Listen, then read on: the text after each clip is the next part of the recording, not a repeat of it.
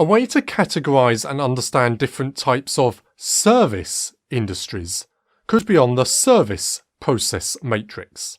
On its two axes, it looks at the dimensions of the degree of customisation and the level of customer contact.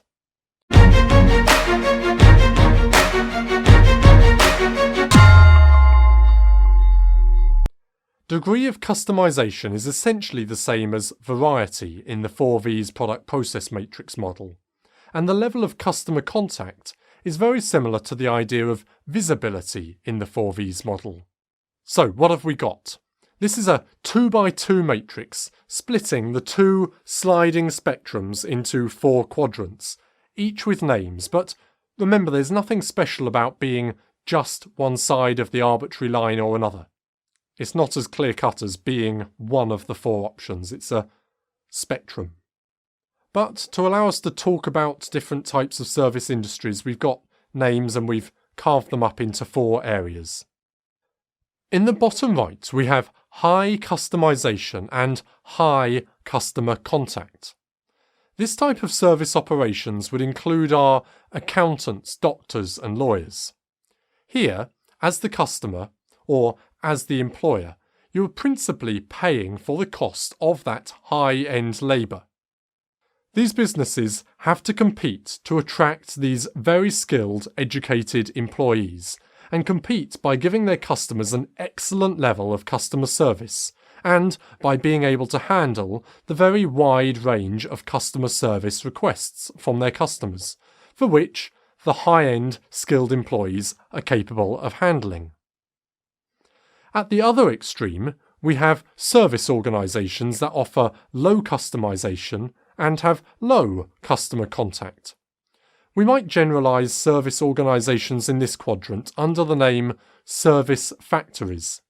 These are industries like airlines, hotels and fast food.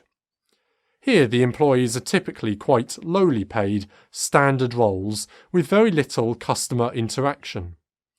Primarily, as a customer, you're paying for the use of their facilities and equipment. They also tend to be high-volume industries. Again, we see that consistent balance with low variety lending itself to high volume. But that isn't what we're showing on this matrix, just a common theme observation. In the top right, we have the service shops, with a high degree of customisation but low contact. These are businesses like routine hospitals or car repair services. For them, their competitive advantage is the ability to do a very wide range of service tasks. But this also gives them challenges in the great uncertainty of demand, not knowing how long certain jobs might take, meaning they can have pop-up bottlenecks, capacity constraints that are unforeseen and difficulty in managing the workflow. This would either need to be managed by having long queues or excess capacity. Finally, down in the bottom left, we've got our mass services. These are very close customer contact, high visibility, but low customisation, low variety, and hence typically are high volume operations. Examples could be retail shops, schools, or retail banking, as opposed to investment banking. They have a small variety of services they offer, and they often have to compete on price. Their greatest challenges are often managing their workforce within a very hierarchical structure and setting standard operating procedures whilst trying to grow to a great size to get more volume.